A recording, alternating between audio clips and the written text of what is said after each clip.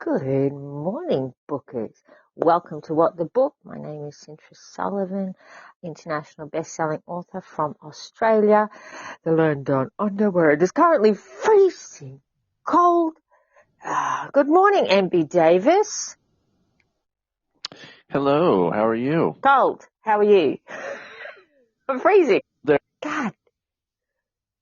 it's definitely the opposite of that here. I know we're on opposite sides of the hemisphere and that whole geography stuff, but yeah, it is warm. It is, but it's not crazy hot like it probably is where Peyton is, but it is, it's that perfect kind of warm when you sort of like want to go just take a nice dip in the pool and have a nice drink in your hand and that kind of thing. So yeah. 6 blankets on my bed. Of course, for those playing at home, this is MB Davis. Mark is in the house. Peyton Storm, our gorgeous not third wheel, that sounded terrible, didn't it? Third spike to our fantastic wagon wheel of chaos. Peyton Storm is in the house as well. Good morning, Peyton. Hello. Can y'all hear me? Let's just get this. Yes, I can. Okay, good. Yeah. Okay, great. Hopefully the guys will show up soon and let me know. Sir's in the house. I can see him downstairs. That sounded kinky too. A little quiet, he says. Oh, well, we'll have to. Yeah, it sounded a little low to me. Just a touch. We're going to sort this stuff out, people. This is how we go. Yeah. This is the beauty of live. What the hell am I doing? I am doing something here. I'm putting it up on Twitter for those lovely people who follow us there, that you can come and listen live. It's always fun to come in here and listen in live and see what we do and what sort of trouble we get ourselves into. So yeah, I posted too. Did you? Fantastic. Peyton, is it hot where you are? It's always hot where I am. Always. Wow. Wait a minute. Hang on a second.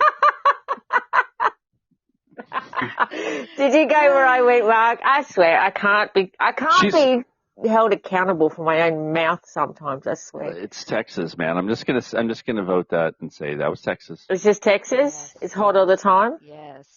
It's hot. Oh yeah. But see, right now we're dealing with huge jump in humidity. So it says it's 89 degrees, but my feels like is 100. Right. Ouch. Right.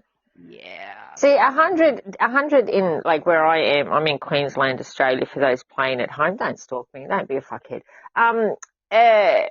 It's hot. Queensland, we're up near the equator. It's hot all the time. 100 degrees is pretty standard in the summertime. But when we get in the wintertime, right, we got this polar blast happening, and it's dropping at nighttime Celsius, Celsius, to 6 degrees. All right, 6. So that's I think about 40, 45 Fahrenheit, something like that. I'm freezing my tits off. I swear to God, it's cold. It's cold by Queensland standards. I have got my slippers out. I've got my jumper out. And I'm like, Jesus. Oh, my gosh. It's cold. But the beauty about a Queensland winter is that it's not cold enough to stop you from doing anything. We don't have meters of snow that stop you from doing anything.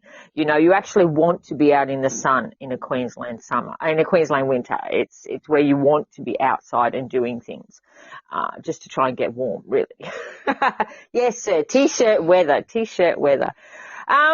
There you go. I think our summers are very similar. He doesn't own any shirts, I swear. Sir doesn't have. No, he only owns tanks. No. According to his pictures, it's tanks. That's it.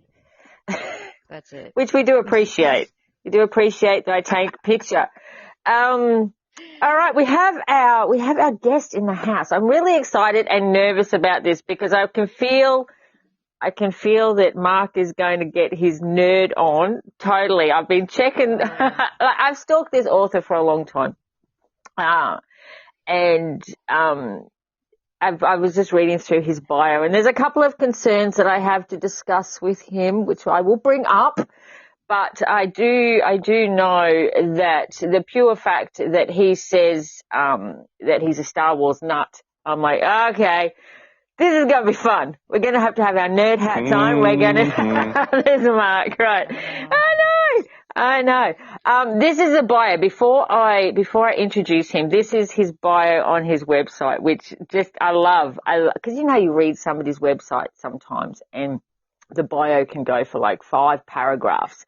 By the time you get through half of the second paragraph, you're tuning out and just go to the end line. Sure. This is beautiful. I love this. He says, hello, I am Sean R. FRAZIER. That's our guest today, people. Author of the Forgotten Years fantasy novels. I am also a gamer, a runner, a Star Wars nut, a Halloween fanatic, a total dork. My cat hates me and my dog is afraid of bugs. That's it.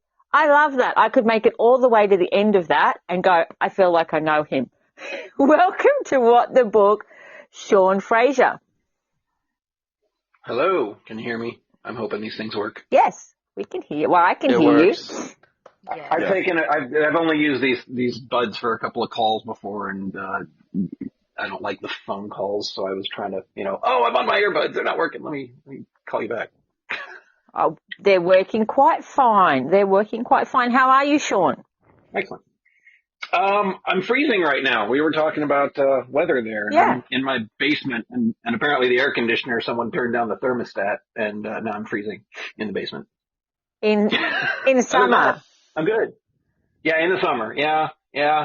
Upstairs, it's probably 20 degrees warmer than it is downstairs, and I'm downstairs. Well, then you need to be getting like the nana blanket out, like I've currently got at the moment. Well, I am shrouded in a Rem and Stimpy blanket at the moment, so. There you go. Nice. So I have one quick thing that I need to talk to you about, Sean, before we get onto your books. Well, it's in the acknowledgements of your books. This is how deep I was diving into your hidden closet here, right? She's not kidding. She is a stalker. I'm not, but I'm the most beautiful of stalkers. A little bit. Yes. I'm the If I'm nice. gonna have a stalker. I'm the nice type of stalker. I'm not the one that's going to turn up at your door. I'm just not that kind of person. Unless you've got, well, no, not you, especially not you, Sean, because I read that you like decaf. What? Okay, so I have to set the record straight. Wait a second. Yes, I know. See? Hang on. I use decaf as a tool to be able to drink coffee all day, because if I only drink caffeinated coffee all day, people will die. So I'm looking out for everyone else. But do you drink caffeinated in the morning, like when you first get up? God, yes. Well, I'm not a monster. Okay, all right. I can look past that. This is where I was sitting here going, wait. I don't know if you're equipped to be on What the Book when you're drinking decaf. God, I'm a caffeine addict. I'm doing this for my safety and the safety of everyone else. But I got to space it out. Because I tell you what, there I am reading your acknowledgements, reading your dedication, and then I get to the word decaf and my mouth is just dropped open and I'm like, oh, well, I did like you up until that point. I do apologize for that profanity. It's just only there. It's unacceptable. It's an admission, really. It's an admission. I can't. I just unless even tea. And I mean, look, I'm going to offend all the tea drinkers out there, in which case that's fine. But, people say, how do you take your tea? And I say, I spell my tea like COFFEE. That's how I take it. Don't do that. No, I'm a coffee girl, straight up. Make it strong. Well, I mean, the good news is though, if you are afraid of insulting the decaf drinkers, don't worry about it. They won't have enough energy to come at them. So See, that's true. I like it. Of course, welcome to Tio, who's in the house. Emmanuel, good morning or good evening, depending on which side of the fence you are coming from. So, tell me, Sean, the Forgotten Years fantasy novels. Before I get into the books themselves, there's 3 of them for those playing at home. What got you into writing? What was that point or that moment in the Sean FRAZIER life timeline that you went, this is something that I want to do? So I've always, this is where I go like, to figure out my writing origins, we must go back to the days. It's basically, it's where the screen gets wavy, do a little do thing. I love this. I was in elementary school, and I've always been a daydreamer, and that could just be ADHD, but I'm not actually diagnosed. So, I've just always been a daydreamer. My mind has always wandered, and so one of the reasons I probably got worse grades than I should have is because I was busy writing in class. And I just wrote short stories at that point. I didn't really, they were just for me. Nobody was going to read them. I was just writing them for me. And it wasn't until, I started writing a novel seriously after college. I guess I'd say. After college, right? Okay. And all right, because I have to phrase this very carefully, otherwise Mark will get cranky at me too. Hang on. Yeah, what? Hold on. What? Go ahead. Are you ready for it? Get ready to Hulk out. Shoot. Okay, because I'm going to bring up the Star Wars thing, and I know, you're... Yeah. Get out your soapbox, Mark. Get out your soapbox. I only acknowledge 3 Star Wars movies. Anything that happened after the first original 3 don't exist as far as I'm concerned. They fucked it all up. No, I'm very passionate about that. Number 1, 2, 3, that's it. I don't care about the ones that came before it or after it. They're my 3. If they don't have Ewoks and Jabba the Hutt, I don't want to know about it. But I love those 3. Love those 3. For those playing at home, love those 3. Anything either side of it, fair enough. They don't exist. Star Wars purist, okay. Yeah, I'm a purist, absolute purist. They tweaked it too much for my liking. So when you say that you're a Star Wars nut, and I know Mark's going to jump in on this one, are you across the board Star Wars? Is this where your love of fantasy came from, when you were falling in love with the original and only true Star Wars movies from the beginning? I would actually say Star Wars did not influence me in my writing, although to set the record straight, Empire Strikes Back is the best one of all of them. Thank you. Obviously. I would I know that's the popular opinion, right? I have the very unpopular opinion, but go ahead, Sean. You like Jedi, don't you? No. Well, I mean, I do, but that's not my favorite. Damn it! If you like Phantom Menace, no. I'm gonna tell you. Okay, started it. I'm running out of movies. Okay, I'm just gonna tell you right off the bat. I think A New Hope is the best Star Wars movie. Okay, no, I mean, I can see that because it's the beginning, right? I mean, it's the origin story. He established an entire galaxy in one movie. Yeah, I mean, I can see that. It definitely has its merits there. What I will say about the first trilogy is most of the moments make me want to vomit. But what? The first trilogy, 1, 2, and 3, not 4, 5, and 6. Okay, right, yeah. Not my prequels. Yeah, no, I don't like them. No. I will say that I watched The Phantom Menace a lot because that was all we had for however long. I mean, we went on a Star Wars drought for 20 years. It seems like it probably wasn't, but we went on a Star Wars drought for so long. So I actually saw The Phantom Menace in the theater. I tried to, like my friends and I, opening night, and then, we went, and then we met at Denny's later, and we were all just kind of staring at a table, and one of us pipes up like, what did we just watch?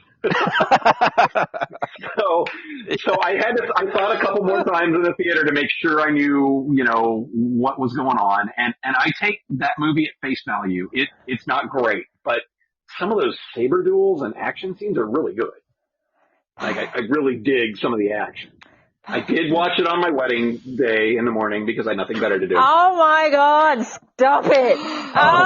However, poor Mrs. Fraser. Poor Mrs. Fraser. What the Well, she was getting ready. I was in a hotel room just like bored, so I ordered it up, and boy, I kind of wish I didn't. But I'm resisting the urge to make a joke about using your lightsaber in a far more effective manner on your wedding day. But sure. No. Yeah. Okay. Well, my mother-in-law wanted to have all the groomsmen holding lightsabers, so that we did that. That's so cute. We didn't have Star Wars music though, so that was good. You are a true fanatic. We had that in common, Sean. So when me and my wife came into the reception, it was to the tune of the Star Wars main theme. So yeah, that's awesome. That's what a true fan would do, though, right? We had the end theme right after we were married, and we were walking out. Oh my God! Nice. Peyton. So like the award ceremony. Yes. Peyton, I got to bring you in here, girl. I do, because this is just like. Listen. Oh my God! We can move on. It's fine. Peyton, are you a Star Wars girl? I am not. No. Yeah. I am not. No. Nobody's perfect. Listen here, Mark. Yeah. No. Right now, I'm looking at his page because I'm trying to just kind of familiarize myself, and I need to know what your cat's name is. Yes. My cat's name is Thor. Thor. Yes. You guys? So handsome. Huh? Sean, you need to tell them about Thor and your refrigerator. There's like a saga there. Oh. Well, let me first take you back to the Thor origins. Oh, I feel the screen shimmering again as we enter a backstory. Right. So, my in-laws have a farm where they raise sheep, and Thor was found left by his mother in some flowers. He was the runt. Oh. And my youngest daughter swears she was not the one who found him, but I remember it. She was, because I like to blame her for this. But she found him. We're just going to say that she found him, and so he has brothers and a sister, and they've all gone to other homes as well. Like my brother-in-law has his sister, and my in-laws have one of his brothers. So we keep them close. But so we're fostering Thor, who's nameless at this point, for one of my wife's friends, who was like, yeah, I'll take a kitten, sure. And I mean, Thor was this like oddly shaped tiny kitten with a bulbous head and giant ears. And he was just bizarre looking. So we were fostering him for a week, and I'm like, it's fine. We've got cats. We've got dogs. We're not keeping him, whatever. Well, a week goes by, and I'm the biggest softie on the planet. And I'm sitting up in bed, legs stretched out. My wife's next to me. We're like watching TV or something. And he's kind of sitting, he's like stumbling over the blanket because, wrinkles and tripping over him and whatnot. And I kind of look at my wife and I'm like, can we keep him? Because again, I'm a softie. And she just looks at me like, I knew this was coming. Aww. So she's like, yeah, there are 2 others in the litter that we can give to my friend. It's fine. We'll keep him. And I'm like, yes. And Thor, at that very moment, peed all over me. Oh. So he claimed you. It's been a tenuous, something like that. It's been a pretty tenuous, stress relationship since then. Now, with the refrigerator, back when we had our other fridge, he would just daily sit and stare at it. Yes. And I chronicled that. He'd just stare at it. Huh. And I mean, there's no real story there except that he just stared at it. Huh. I mean, they had a feud. They had a feud going on. It was weird. Huh. It was like a stare contest or something. With the fridge. Between the cat and the fridge. Yeah, I don't know who won. I don't know if there were any winners in this. But I can't say that I haven't seen the same thing with my second daughter when she was about 2. She used to sit there and stare at the fridge too. I just thought she was hoping one day it would just open magically and supply her with a copious amounts of chocolate milk and cookies. But it did not. I think we've all wished that. Yeah. Yeah, pretty much. I mean, I'm the girl that stares at the pantry and just wishes that somebody, it would magically appear into a meal without me having to actually do anything. So, I'm kind of getting the cat's gist at the moment. I like it. he was either being hopeful or there was a feud going on. I don't know which, but there's a story there though. You can have there's a story there. Although it did take me back to a Ghostbusters. Maybe they were expecting he was expecting, a jewel inside it, like, yeah. The haunted fridge, yeah. The haunted fridge. Yeah. Right, question. There was one just before. If Star Wars wasn't, this is from Sir, if not Star Wars, if that didn't influence your writing, what did influence your writing, Sean?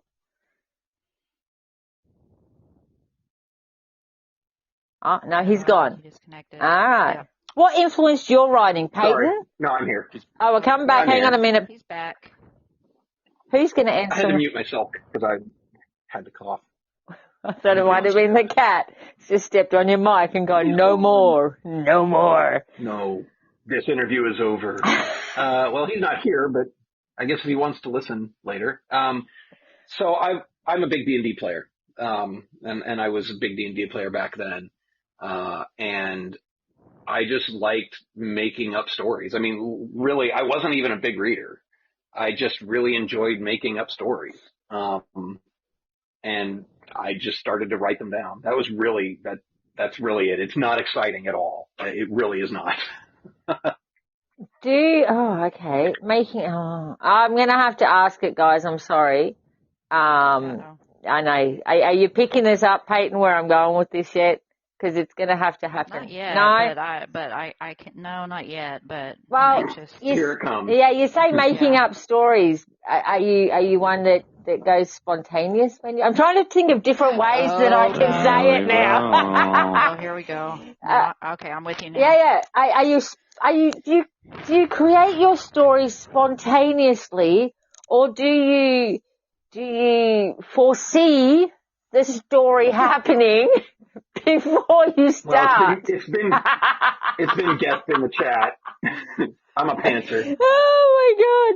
Oh. See, I'm trying to deceive Mark from getting all groany at me by asking it in a different way. Yeah, I know. Do you put your pants on one leg at a time, or do you plan out your route when you're streaking? Oh. Well, sometimes when I'm really tired, I try to put both legs in one leg of the pants. So okay, all right. See, I'm a two person at the same time. I don't do one and the other. I'm just like, yeah, okay. Jump into them. Yeah, pretty much.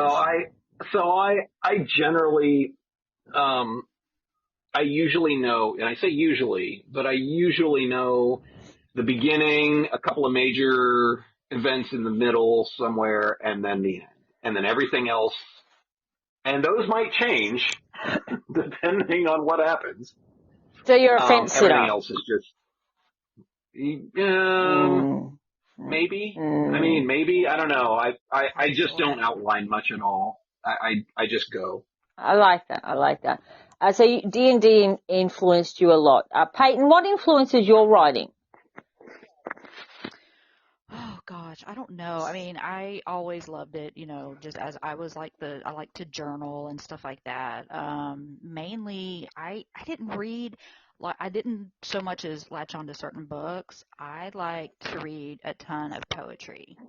And I think that's one of the reasons why a lot of the scenes in my books are kind of a little lyrical. Like it kind of, I don't want to say sing-songy, but there's a rhythm to my writing, and a lot of that just comes from I love Shakespeare. I love especially like we have our older rock stars that put out books with their lyrics and their poetry. I have all of Jim Morrison's work and Kurt Cobain's work, and that's what drove me to really pick up a pen. Now, as far as what I write and why, that's because I'm a huge sports fan.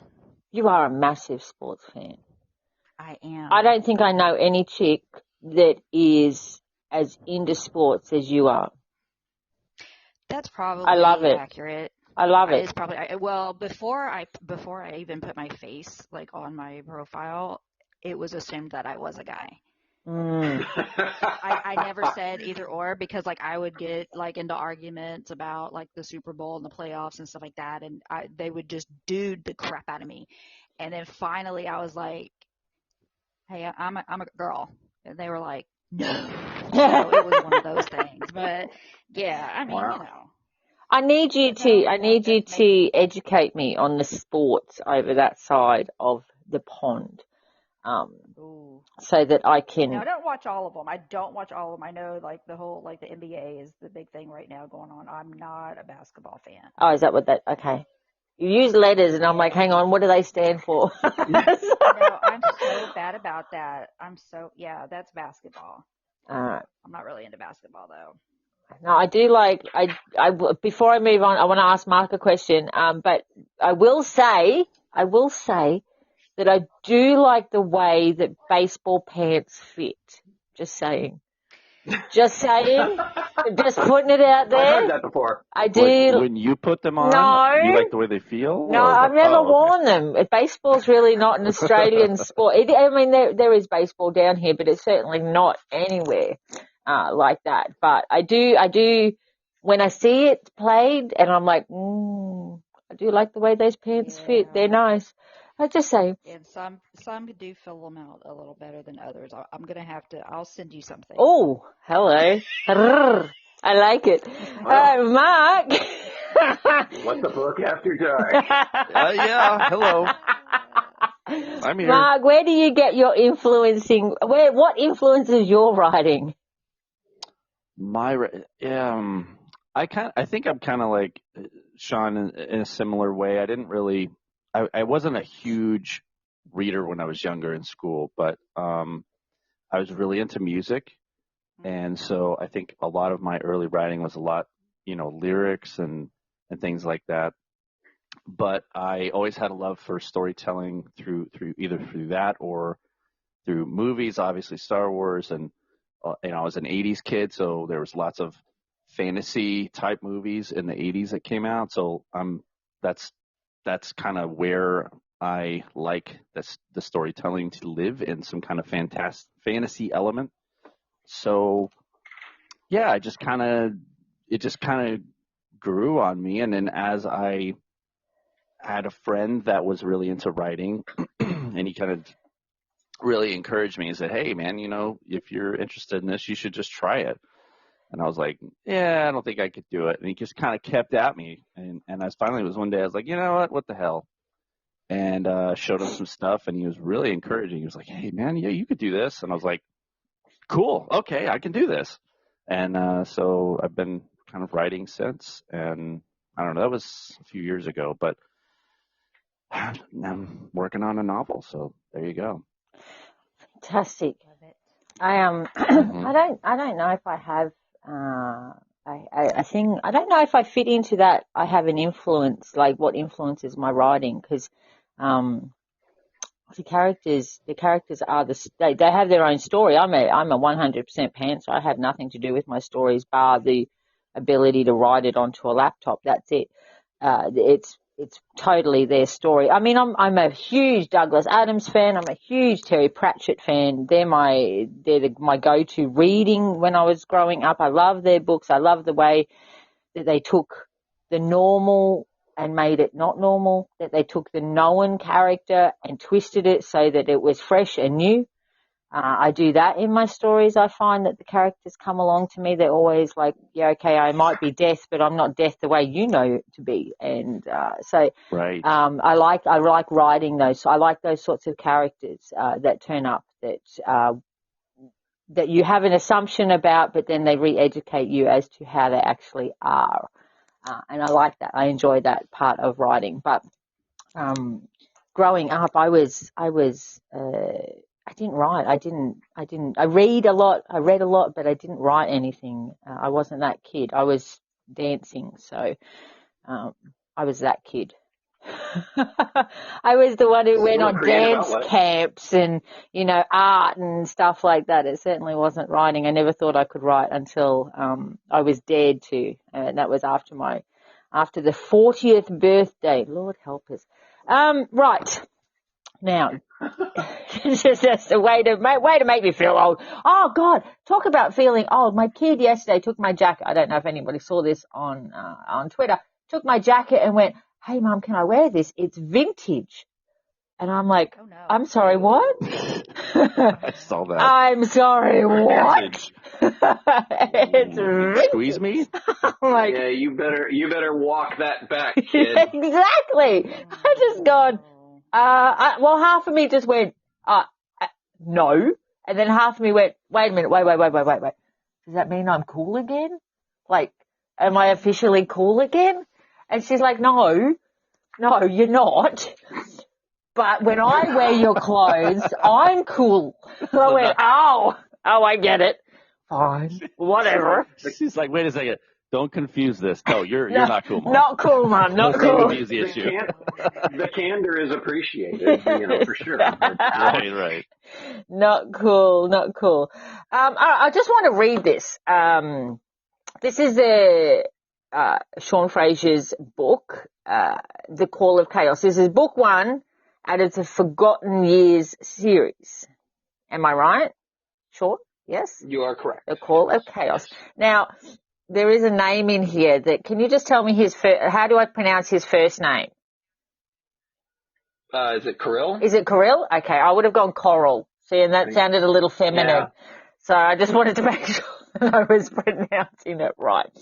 Oh, we had this name issue before. I've got to be tricky. Rightio.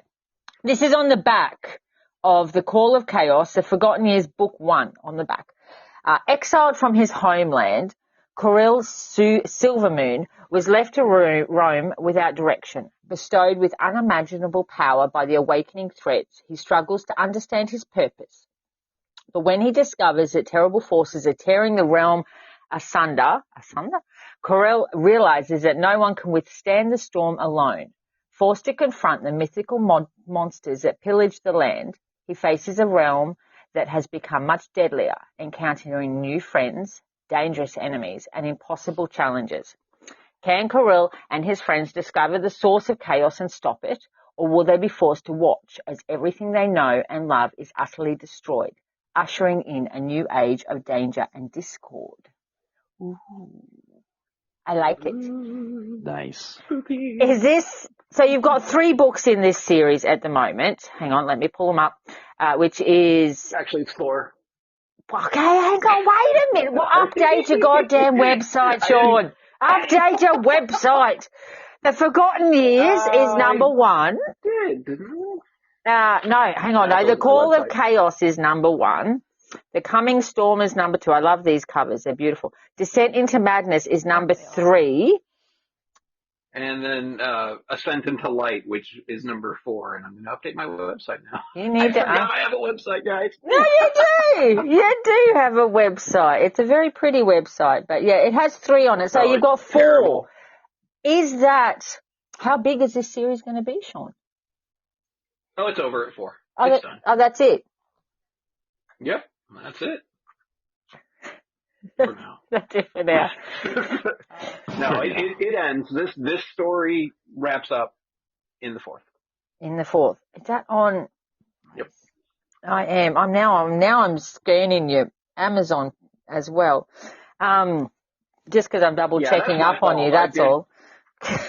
I apparently have goofed up my website to where the information is on there and it's not displaying, so I'll have to figure that out. Ascent into Light. There it is. Oh, geez, they're beautiful covers. And I noticed that the first cover and the second cover, they're the same, but I love it. I love the way, like, okay, this is one thing. For new, I want to have an opinion from all of you and maybe some advice for new authors that are coming into it, or even existing authors, on how important covers can be. To me, a cover is imperatively important. Unless you can catch my eye with the cover, I am not going to turn it over. I am not going to read the blurb, and I am not going to buy it unless you can get me with the cover. That's just me. Don't hate on me, people. You can no judging a book by its cover. I judge a book by its cover. I'm sorry, I do. I will stand up and say, hello, my name is Z, and I judge your book by its covers. Absolutely. So I really think probably most people do. They just don't want to admit it. They don't want to admit it. They don't want to admit it. Absolutely. You know, when it comes to people, yes, okay, don't judge people by the way they look. I get that. This is a book, for freak's sake. It's a book. I will judge it by the way it looks. The cover is what is supposed to grab your attention. We are a very visual creature. Exactly. And the cover is supposed to grab your attention. And if your cover has like a really, you know, I'm just going to say like a crappy CGI character on it or something. Yeah.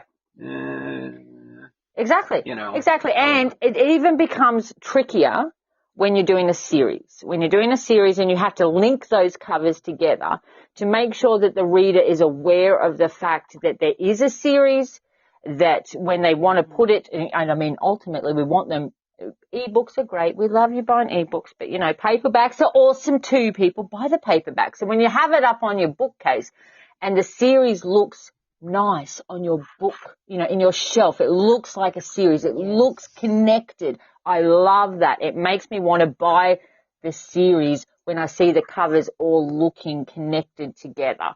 How much effort and thought do you put into this, Sean? So the various aspects, like specific aspects of each cover that I did kind of were after I wrote the book, because I had to kind of figure out what the cover was going to represent. So the first one was, I knew what that was going to be from day one. I was like, this is exactly what I want. I found a stock image, and I had a friend of mine who's a graphic designer make the symbol, and I was like, good, do it. And I had her create the cover. She created the first 3 covers. The second one, I kind of just said, you know what? Here's kind of what I would like. Could you, give me some ideas? And so she sent me several, and I was like, oh, I like that one. It looks like a storm. It's really cool.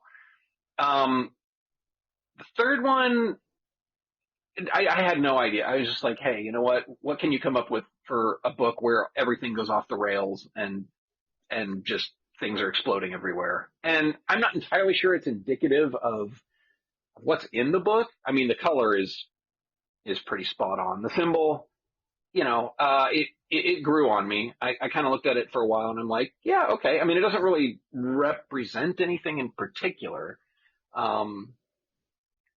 Not at least not as strongly as the first 2. And then the fourth one, I had the stock image. I was like, okay, this is what I want.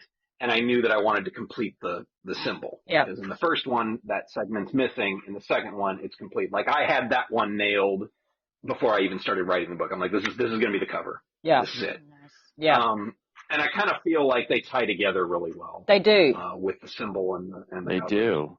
They do. And you mentioned color, and I want to compliment, because when I look at this, the covers for every book in this series, I feel like the color of that perfectly pairs with the title for each book. Like, I just I'm sorry, I don't want to interrupt, or maybe I do. No, go for it. Interrupt him. It was just, I love it. It's great.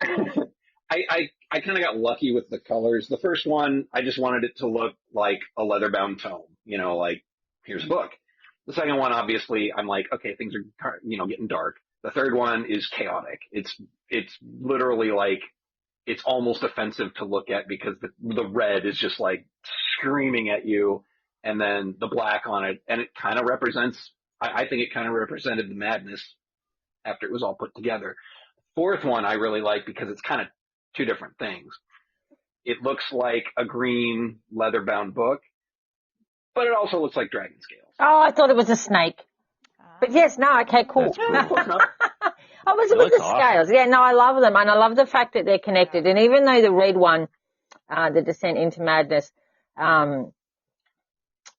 looks, I get it, because it looks a little out of place, but follow me here. It looks a little out of place, but in the fact that it looks a little out of place, it actually represents the title and what you're talking about it so perfectly. I love it. I just think that they sit in a beautiful set together. I total props on getting great covers done for them. I just couldn't do the half-naked people, wielding an oversized sword. Look, it fits in some books. No. Look, I have, I'm coming over to you guys in a minute, because Okay, half naked people on books sell books. I'm sorry, people, but it does sell books. It does. I'm just about to start a new series at the moment, and I just picked the cover, and I was totally going for something that was not going to be, that was just going to be a symbol or something, an inanimate object or whatever else. And I saw this guy pop up as I was scrolling through hundreds and hundreds and hundreds of images, as we do when we're trying to find the cover image. And this guy popped up, and I've just gone, oh, that's him. So he's going to be on my cover, and I'm like, oh, and I said it to my cover artist, and she went, oh, and I went, no, isn't he nice? So, there goes the series. And I mean, I have covers that both are animated, not animated, sorry, but, cartoon, not cartoon, but, drawn. I have drawn covers. I have ones with naked men on it. I have ones that are more symbolic. It's really picking the cover that suits the story that, suits the story that you're going for, and in your opinion as an author, because we can only do what we feel is right, and how the readers take it is their side of the fence. It's really not, you can't judge how that's going to happen, or even predict how that's going to happen. Sometimes we can only predict or put out what we feel is the best representation for what we're doing. And, choosing the right ones for the story is imperative. Peyton, your covers, how did you come across that? Well, this one, okay, so Hard Press is number 1. And the main thing, and it took forever to find her, I wanted the girl on the cover to have curly hair. And I wanted her to, but not like, put some rollers in to make it curl, or use a curling iron to make it curl. Like, I wanted it to look as naturally curly as possible. And that took a really long time to find her. But once I did, I was like, that's her, that's Presley, that's who I see, as I'm writing her story. And so the color scheme is also part of the story, because, if you look at the cover, purple is a main color on that cover, and color purple holds a significance in the story, and some quirky little things with the characters. So I always wanted the women to be up front. If you've seen the cover for my new book that's coming out at the end of this month, the woman is in the front as well. Yep. So this trilogy is about the women. The men are, take a back seat. And so that was my main focus on it, bring the women forward. And I'm really big about making sure the model looks like how I've written the character. There's nothing that I hate that. I absolutely hate it. I will die on this hill. If you tell me your character is, short and, with, short and with black hair, but then you decide to put the total opposite on the cover, that just ruins it for me. So when I released the new cover for Hell's Bells recently, I was so happy that people said that's exactly how I envisioned these people, these characters would look based on how I described them in book 1. So that's my big thing. Absolutely. I cannot handle that. It makes me so mad. When you see a blonde on the cover and there's a brunette, or she's a brunette in the thing, and you're like, hang on, wait a minute, who's on the cover then? Who's on the cover? Exactly. I'm like, who is this? And there's ways around that, you don't have to. You can dye their hair in the first paragraph, and then, okay, all right, well, at least you know that. Just a face. You can do, I'm just like, why? I don't know. For me, that's a little thing that's so easy to get right. It's off-putting for me. And it takes away from like the whole story for me, and that's just me personally. To me, if I start reading a book and then I have to keep looking at the cover, like what the hell did I pick up? Yeah, does this not? It doesn't match. To me, that's an author that's gone cover to sell to market, no matter what the story is inside. That's what that is to me. Instead of spending those hours rolling through hundreds of images to try and find that one that jumps out at you. That is the person, or that is the image, or the symbol, or the whatever, Right, right. That's just a big thing It's for me. So it effort. took me It's a while. effort. Yes. And I have a great cover artist as well. She hadn't read, like for Hard Press, for example, she hadn't read the story itself, so she wasn't sure like the dynamic between the two models on the cover. Yeah. And so we had to do a couple of rounds of revisions because initially the first round, the cover was darker. So he almost looked menacing behind her, so I was like, no, that's not the tone of the book. So we lightened it up. So to me, I mean, covers are everything. If I don't like the cover, if it doesn't pop, if it doesn't, Yep. it's a no for me. And I mean, I get judged for that all the time. People just go, you're just mean. And I'll go, maybe, but I'm still not going to read your cover or your book if I don't like the cover. So call me mean, call me whatever.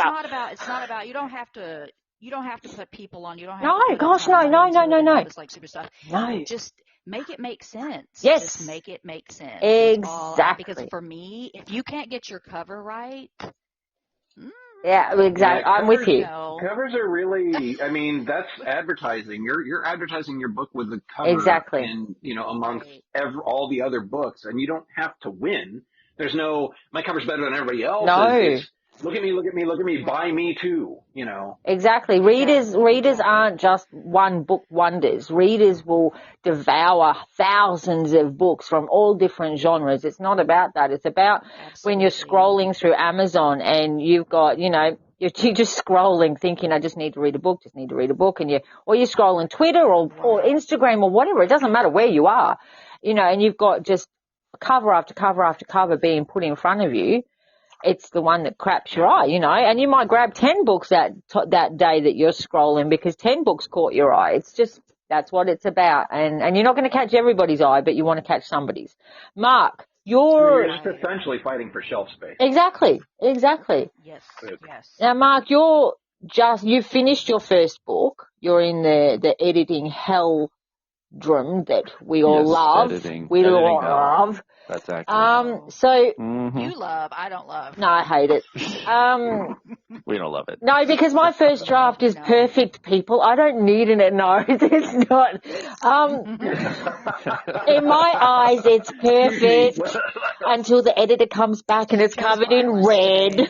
And you're like, okay. Your cover, Mark, how are you going to go about that?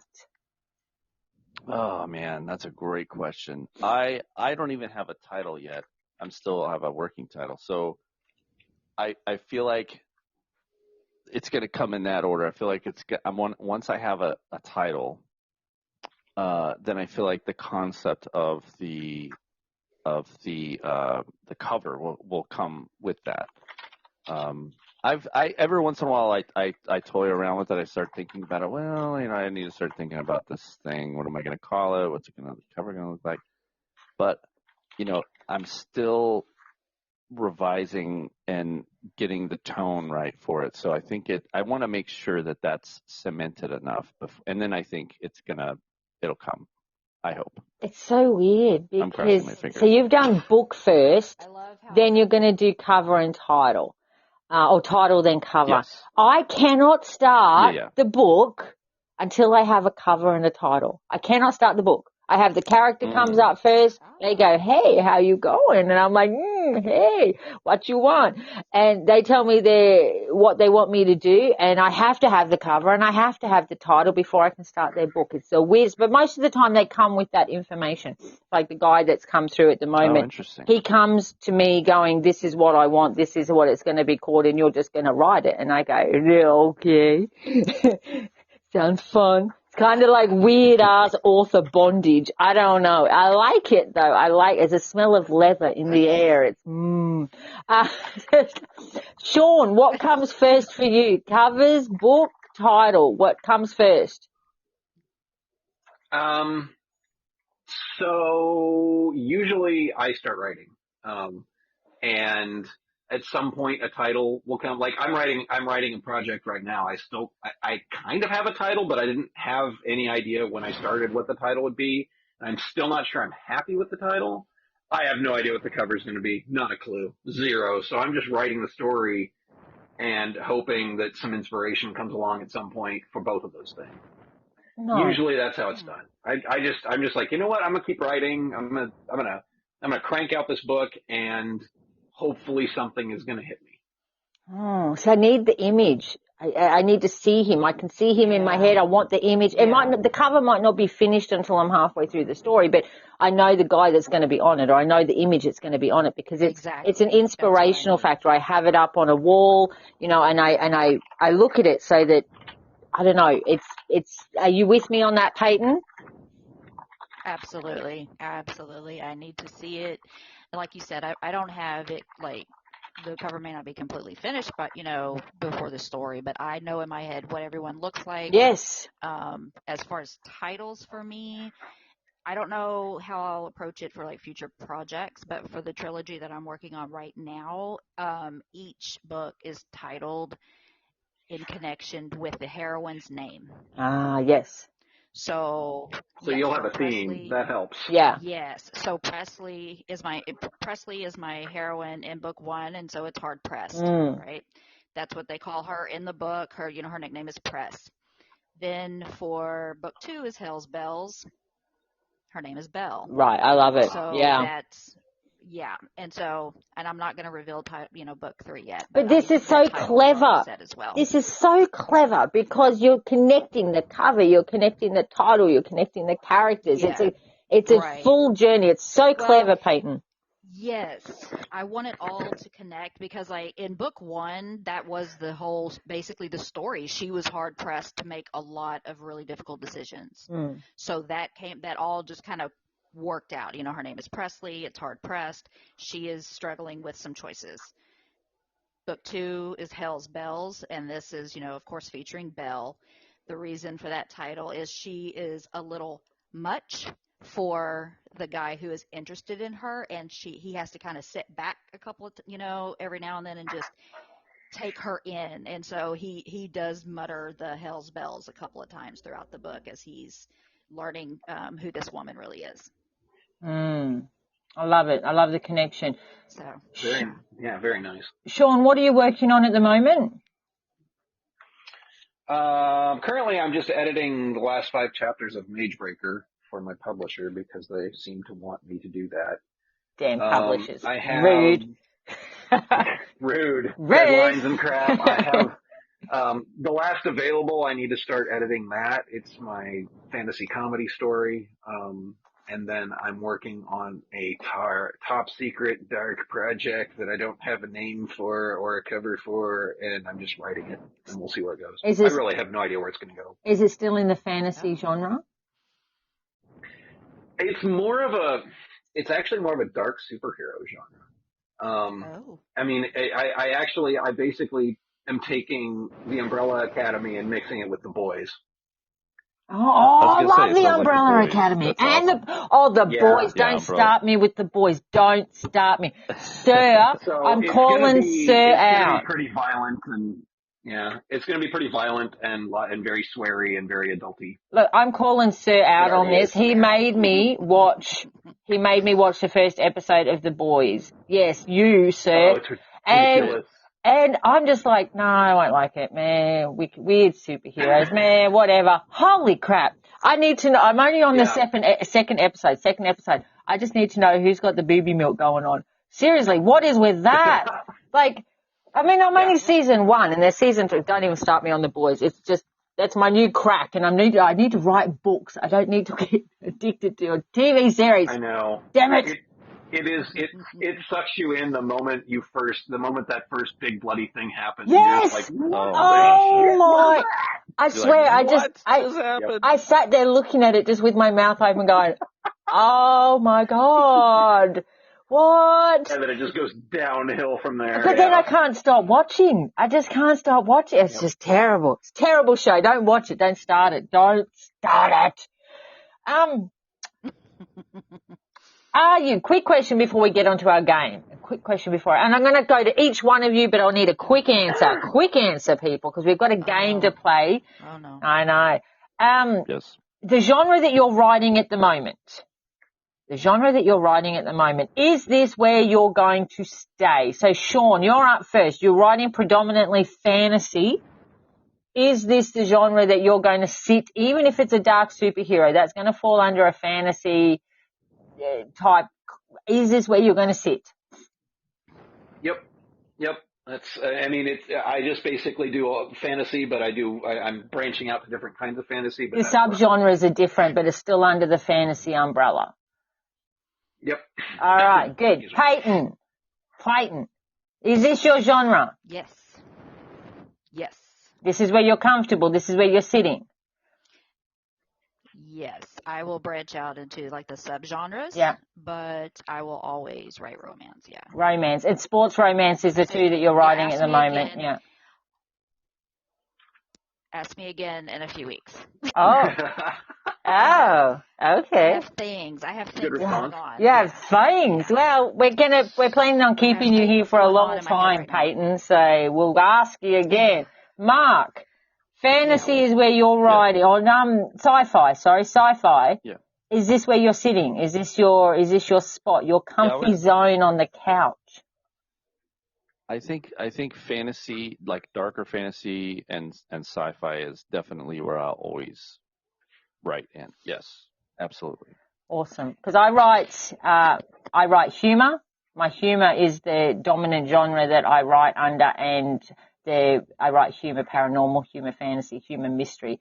All the different genres underneath it, but everything is under the humor umbrella. I think it's important sometimes, as much as people go, no, write everything, write whatever. Yeah, but if you find out what you're good at, perfect it. Keep going with it. Right. Yeah. On to the game, Sean. I don't know if you know about our game yet, but at the end of the podcast, I'll find out. Yeah, at the end of the podcast, we play a game called Booker Feud. We have a high budget. Theme song, apparently. High budget. Yeah. High budget, Sean. I keep on asking Mark for music, but he's been here like over a year and I'm still not having any music. Just saying, Mark. It's like 10th anniversary. I'll put out the music. It's like Family Feud, but for legal reasons we call it Booker Feud because we don't want to get in court. So I have an actual Family Feud question, 5 answers in front of me, and I need 2 teams. Sean, you get to choose. Which team would you like to be partnered up with? Do you want to go Team Mark and nerd it out in Star Wars, or Team Peyton and strap on the baseball pants? Oh, no. We'll go Peyton just so we have a diverse, got some sports, got some nerd. Nice. Team Peyton and Sean together. I love it. What name would you like? What team name would you like to go for? Oh, hell. What do you think, Sean? I'm really bad at naming things. I don't know if you've ever seen, I don't name stuff. I'm not allowed to name stuff at home, so I'm going to defer. Nobody lets me name stuff for a reason. That's the best thing, though. Okay, so who named the cat? Oh, I named Thor. That was you named things. See? Yeah. That's a good name for a cat. I get yelled at for all the other names I've named cats, but Thor. I didn't make up Thor. Team Thor. Team Thor. Team Thor, because he's such a handsome little cat. Awesome. Team Thor. Move away from the fridges. We need concentrating here. I'm not telling him about this because it'll go to his head. Mark, what team name would you like? Yes. I'll be Team Fridge. Team Fridge. On the other side. Oh, very nice. Yeah, now we have a rivalry going. Team Fridge and Team Thor. Who will win today? All right, so I'll ask the question. There's 5 answers. Sorry, I'll get myself organized in just a second. I will ask the question. There are 5 answers in front of me. First team in with their team name gets to go first, and then we will alternate till we find a winner of today's Booker Feud. It's a very highly sought after accolade to win Booker Feud. Just saying. No pressure. All right. Oh, yeah.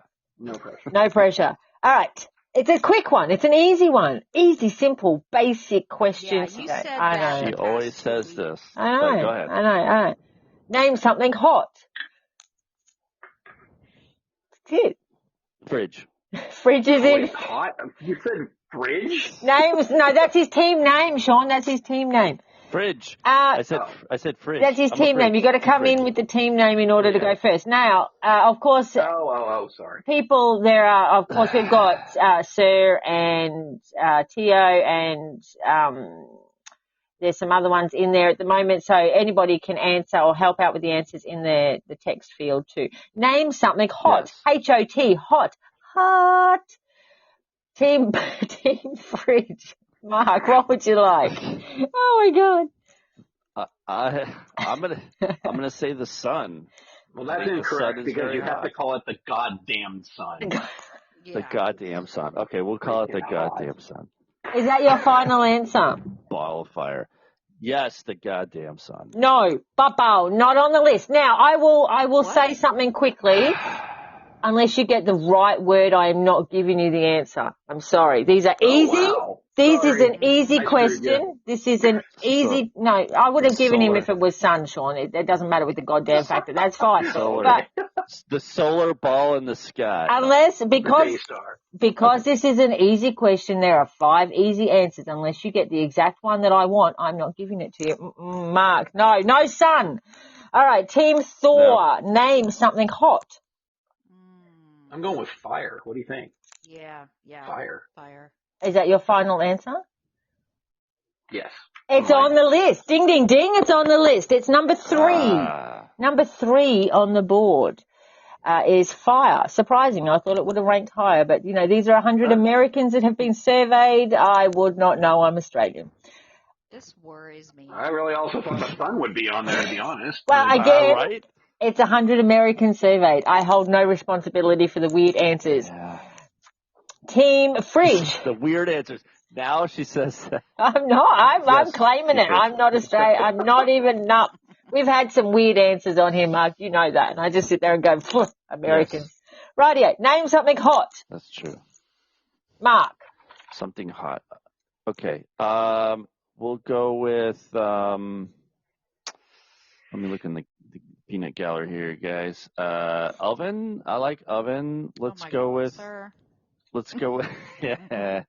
we'll go with oven. Is that your final answer?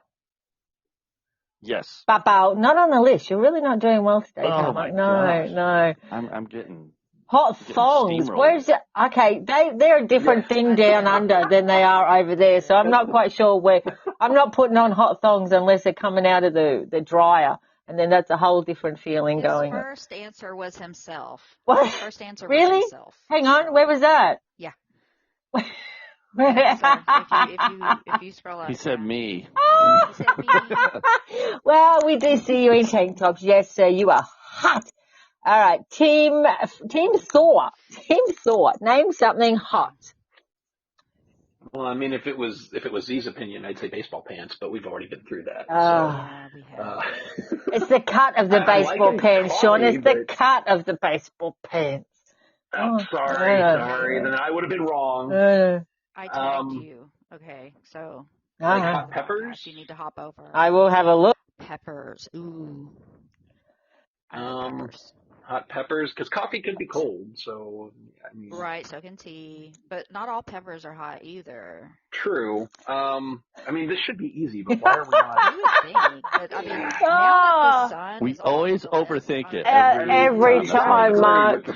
Every time, Mark. I'm going to need a final answer. I'm going to buzz you out, people.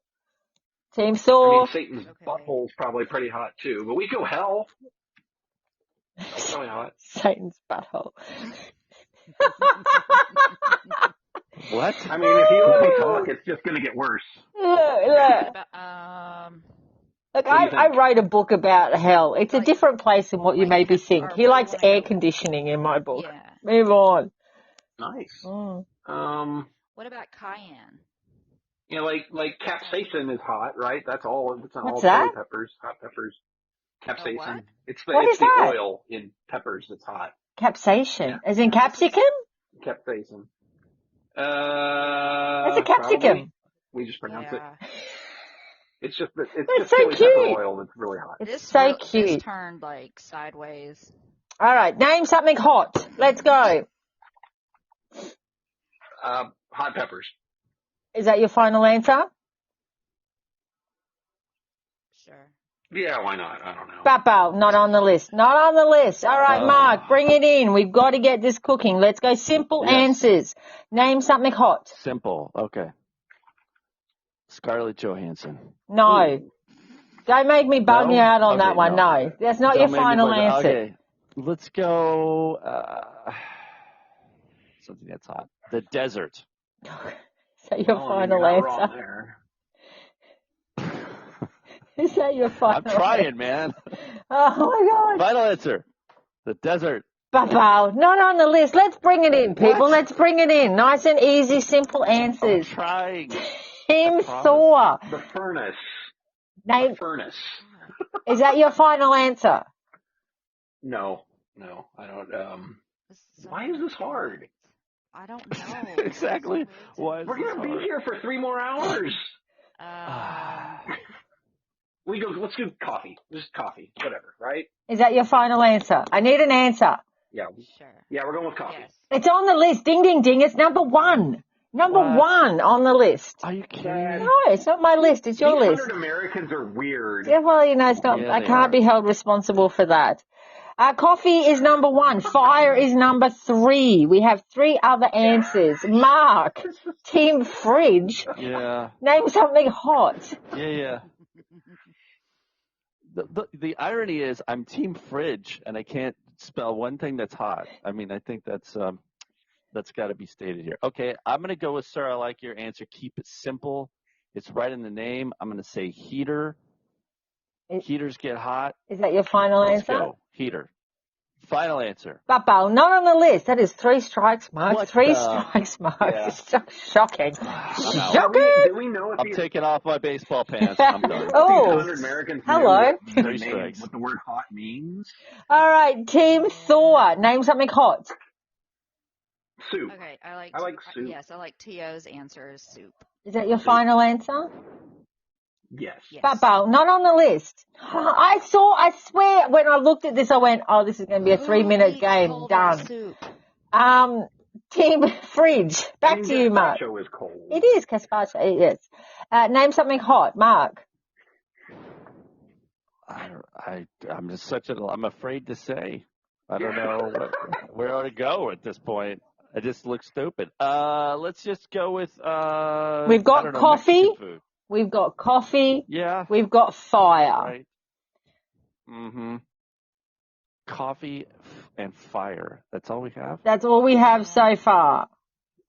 Now, We're collectively bad at this. If I'm looking back at the thing, none of these guys have anything that I want on this list. So, guys, you're way out.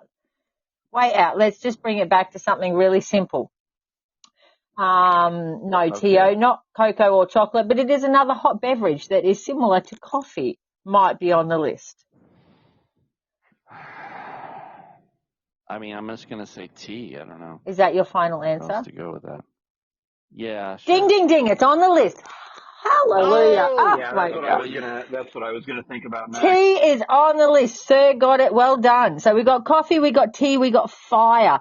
There is 2 more answers to go. Team Thor, what you got? Name something hot. How about lava? It's too So far, we're firmly entrenched in the beverages. So. simple, Sean. No, not lava. Yeah, that's too. Lava is hot. It is hot, but it's not on the list. Like a match? Coals. Let's see. Coals. Fever. I mean, so oven was said, but stove, does that count as different? I don't. I need an answer. Steam. I don't know. Sure, steam. Is that your final answer? Probably too complex. Yeah. Papo, not on the list. Not on the list. Hmm. Team Fridge. This always complicates me. Team Fridge. I like Tio. I like this. I'm gonna say summer. Is that your final answer? Yeah. It's on the list. It's number 5 on the list. Yeah, I made it. And that's why when you said sun earlier, I went and needed to be the right word. Summer is on the list. Summer is hot. Got it. which, you know. I mean, you're not wrong. Exactly. So, all right, we have one answer left. So we're in a tiebreaker situation, which is surprising because I thought, Mark, you were going to totally drown right through that. But we got there. Two each. Somehow I caught it, yeah. Team Thor, Team Fridge, 2 each. We have a tiebreaker situation. One answer left. I will give a clue. And first person in with their team name gets to answer the question and hopefully take out the win. The clue is, I'll give you 2 clues. One, it's already been said, not by anybody in the feed, but by one of you panelists have already said this answer. And I asked if it was a final answer and you shot it down and went, no, that's silly. It wasn't. The other clue is it's very much not an Australian household item. We don't have this in Australia to my knowledge. I've never had one in a house that I have lived in. So I think it's very much your side of the pond. Anybody? Name something hot. Thor. Team Thor. Okay. Peyton came in. Rightio. Okay. So, yes. Sean, didn't you say heater? Somebody said heater. I did say furnace, and then we were talking about heaters, but didn't Mark say heater as one of his answers? Okay, so maybe furnace is. Yeah. Because a furnace is always going to be hot. A heater doesn't have to be hot. Like, it doesn't have to be on. A furnace is ongoing, yeah? Yeah, we'll go with furnace. Is this your final answer? Sure. Yes. Ding, ding, ding. It's the winner. Congratulations. Oh, that's number 2. Team Thor, winners today. Congratulations, Peyton and Sean. That was a hard-fought game. My God. That was a weird list. For those playing at home, name something hot. The answers were coffee, furnace, fire, tea, and summer. I thought they were really easy. I'm sorry. I mean, at least fire was on the list, right? But the sun isn't on the list? No, but summer is. You guys are, Americans are weird. I'm sorry. I love you all, but you're just weird. Yep. I mean, you're not wrong there either. Although if it was in Australia, top answer would have been sand. Because, walking across sand in the summertime, you want to do a quick dance on that stuff. Or, the road, this tar, that's hot. Right. Okay, good. Congratulations, Peyton and Sean, for the winners today. Commiserations, Mark. Maybe next time. Woohoo. Maybe next time. I mean, you fought back. It was good. I think I made it close at the end. I think this puts Peyton ahead of you in percentage now already. I think so. Oh. Yeah. Now she's got to keep ahead. Sure. This is the pressure's on her, really. To stay. Okay, but I'm competitive. Good. I am competitive. You are the sports person here. I mean, I am. Fantastic. We like this. All right. So for those playing at home, you've been listening to What the Book. We've been talking to Sean. I just changed your name completely. It's what you get. Sean R FRAZIER. Of course, the Forgotten Years is the book series. We have The Call of... will my computer work? The Call of Chaos, The Coming Storm, Descent into Madness, and book number 4, Ascent into Light. That is the 4 in the series. Go grab them. Stalk Sean in the most beautiful of authory ways. Nothing creepy. We don't do that shit around here. And stay tuned. Also, just quick question, Sean. Hang on. I've just got to pull this back up because I've got to check. Oh no, you changed your profile pitch. Oh, I like the one where you had Cheetos sticking out your nose. And I was just going to go, really? How many pictures did you have to take with Cheetos? Those are actually carrots. Those are actually carrots. Carrots? Really? Yes. Because Cheetos. I thought they were Cheetos. There was a Twitter user that had said if you pose with carrots, this carrot company will give money to a charity or something. So I made orc teeth out of carrots. And now all of this time, I thought you had a photo with Cheetos sticking out your nose. I could do that. That'd be fine. Not the flaming hot Cheetos, though. Of course, we're not going there. Of course, this because Peyton brought it up the other day about me eating chips with chopsticks, and I'm thinking, well, at least I didn't shove Cheetos up my nose like Sean.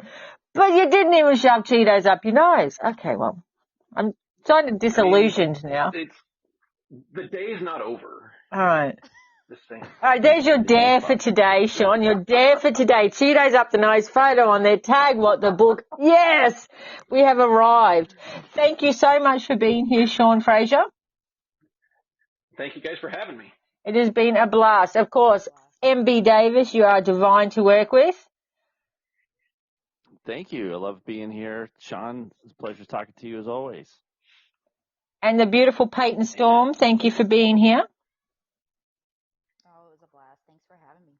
Oh, well, we have to have you. You're our coach. We're the trilogy. We're the three witches of Eastwick.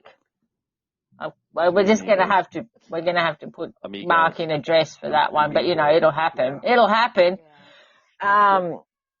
I could do the Mexican. I could do that. Anyway, rightio. Okay. Thank you for the people. Stay in our feed. You're always welcome. We love you being in there and interacting with us. You make our day by supporting us. You've been listening to What the Book. It's the same time next week, same podcast time, same podcast channel, different podcast guest. Until then, stay safe. We love you. Ta-ta for now. Bye. Have a great weekend.